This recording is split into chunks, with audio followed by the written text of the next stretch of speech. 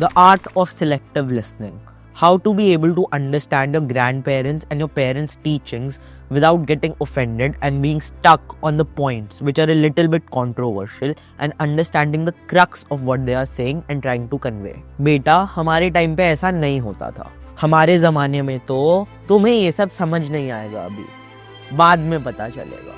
यार कितनी बार सुने हैं ये डायलॉग्स. कभी कभी लगता है पेरेंट्स और ग्रैंड पेरेंट्स अलग ही दुनिया से आए हैं. वो जिस तरह सोचते हैं वो हमारी रियलिटी से एकदम अलग होता है. तो हम क्या करें? बात को इग्नोर करें या फिर उनकी बात को लिटरली लेके टेंशन और स्ट्रेस में चले जाएं? नहीं, सोल्यूशन है सिलेक्टिव लिसनिंग. हर बात को एक ट्रांसलेशन के लेंस से सुनो. मतलब उनका पर्सपेक्टिव और हमारा पर्सपेक्टिव अलग है, बट हमको एक मिडिल ग्राउंड पे पहुंचना ही पड़ेगा. हम इंडिपेंडेंस के पर्सपेक्टिव से जीते हैं, वो स्टेबिलिटी के पर्सपेक्टिव से जीते हैं. मतलब हम रिस्क लेने की सोचते हैं, वो रिस्क अवॉइड करने की.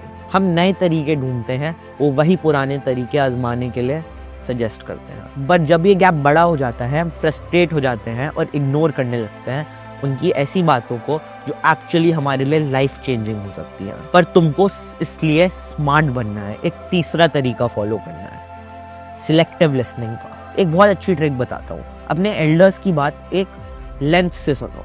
उनकी लिटरल बात मत लो, उनकी बात का असली मीनिंग समझने की कोशिश करो. एक और एग्जांपल देता हूँ. 27 साल की उम्र से पहले शादी कर लो. बेटा, 27 साल की उम्र से पहले शादी कर लो, वरना ऑप्शंस खत्म हो जाते हैं. अगर हम इसको लिटरली लें तो ऐसा लगेगा कि अभी तो मैं 25 का हूँ, जल्दी से 2 साल में किसी को ढूंढना पड़ेगा. बट अगर हम उसे लेंस के थ्रू सुने तो उनका कहने का मतलब है कि हमको एक लाइफ लॉन्ग कंपेनियनशिप मेंटेन करके और बिल्ड करनी है, और कमिटमेंट इम्पॉर्टेंट है. मतलब तुम 30 या 35 पे भी शादी करो, बट अपनी पर्सनल लाइफ को इग्नोर मत करो. See, selective listening, frustration free life. एक और क्लासिक एग्जाम्पल. हमारे टाइम पे ऐसा नहीं होता था. हमारे ज़माने में तो सब रिस्पेक्ट करते थे, डिसिप्लिन में रहते थे. इसका रियल मीनिंग है कि डिसिप्लिन इम्पॉर्टेंट है, दूसरों को रिस्पेक्ट करना इम्पॉर्टेंट है. इट्स नॉट अबाउट कि हम नहीं कर रहे या वो करते थे. इट्स अबाउट कि हमें क्या करना चाहिए और क्या हम करेंगे. ये तो बस एग्जाम्पल्स हैं, बट हम इस सिलेक्टिव लिसनिंग को एक्चुअली कैसे अप्लाई करें? Identify there intent, not their words. जो वो कह रहे हैं उसका असली मतलब समझो. कई बार एल्डर्स अपने वर्ड्स अच्छे से फ्रेम नहीं कर पाते, बट उनका इंटेंशन सही होता है. Step 2, filter out what's outdated. जो बात लॉजिकल है उसको लो, जो बात आउटडेटेड है उसको पोलाइटली इग्नोर कर दो. हर बात एक्सेप्ट करना ज़रूरी नहीं है, पर उसको एक्नॉलेज करना और रिस्पेक्ट करना इक्वली इम्पॉर्टेंट है. Ask questions instead of arguing. अगर कोई बात आउटडेटेड लग रही है तो सीधा उसको गलत ना बोलो, उनका पर्सपेक्टिव समझो, और फिर भी if you don't touch base, agree to disagree. Apply the lessons in your own way. उनकी एडवाइस का कोर लेसन एक्सट्रैक्ट करो और अपनी लाइफ के अकॉर्डिंग उसको मॉडिफाई करो और उसको सही जगह पे अप्लाई करो.